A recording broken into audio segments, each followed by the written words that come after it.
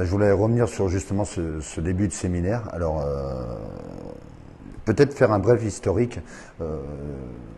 Il y a un an, on était justement en Italie où on a pu réfléchir sur l'exclusion au niveau des jeunes, avec 14 pays membres de l'Union européenne. C'est vrai que là, par rapport à ce séminaire d'échange, qui était le premier pour moi,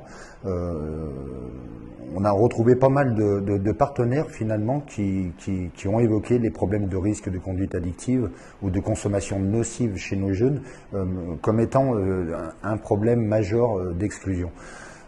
Nous, ça tombe bien, Thierry et moi étant assez spécialistes de la question, nous avons eu quand même aussi la chance de réfléchir ensemble avec ces partenaires, et c'est là que le projet Phoenix Sunshine and Sunrise est né. Donc déjà, c'est la concrétisation d'un travail entre partenaires décidés à agir pour la jeunesse. C'était une découverte pour moi par rapport à l'éducation non formelle.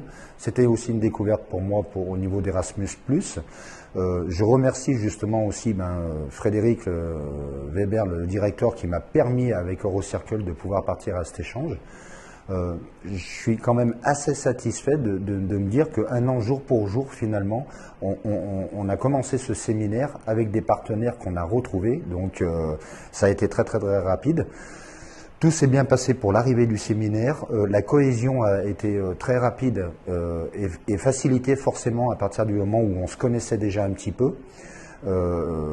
Et par rapport à cette journée d'études, alors je tenais surtout déjà à remercier tous les partenaires sans qui cette belle journée n'aurait pas pu avoir lieu, la Fondation du BTP bien sûr, la région, tous les partenaires privés, l'entreprise Lafarge, le restaurant Les Marronniers, l'investissement des services volontaires européens de la structure Fenêtre. Quel travail de préparation avec Marie-Noël, avec Thierry, avec Frédéric, la Dream Team entre guillemets.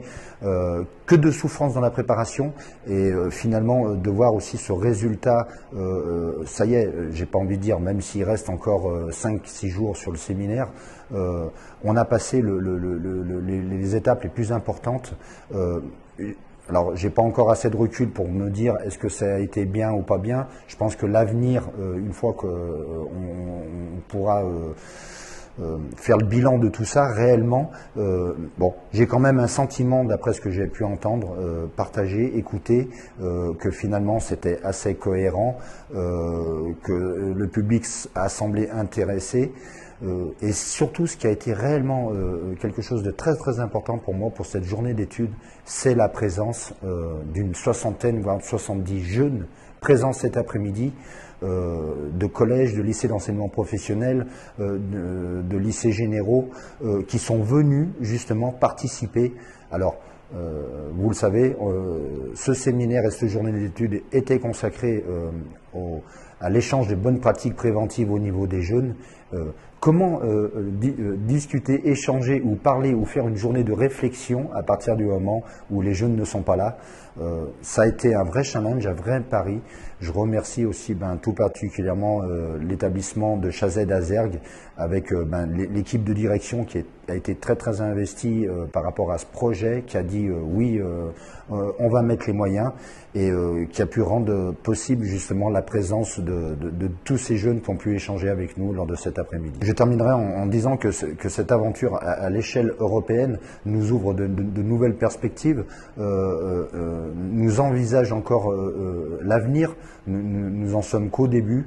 Ce soir à chaud, je dirais que finalement nous commençons encore une nouvelle aventure qui, j'espère, nous allons pouvoir concrétiser par d'autres échanges, d'autres projets, avec, comme d'habitude, avec des partenaires qui sont investis, qui soient bénévoles, institutionnels, privés. L'essentiel, c'est d'aller au bout de nos rêves. Autre moment très important, rempli d'émotions de cette journée, ça a été cet après-midi avec le retour d'expérience d'une partenaire roumaine et d'une partenaire lituanienne.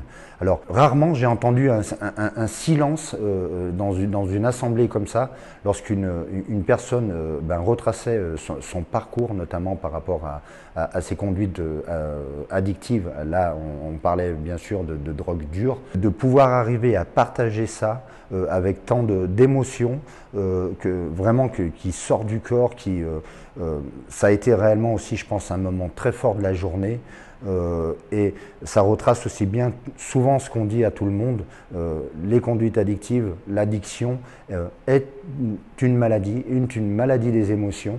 Et ça nous apprend aussi quelque chose de très positif, c'est que finalement, du jour au lendemain, même si on enlève le produit, eh bien, on aura aussi la même possibilité de pouvoir retransmettre et partager ces émotions.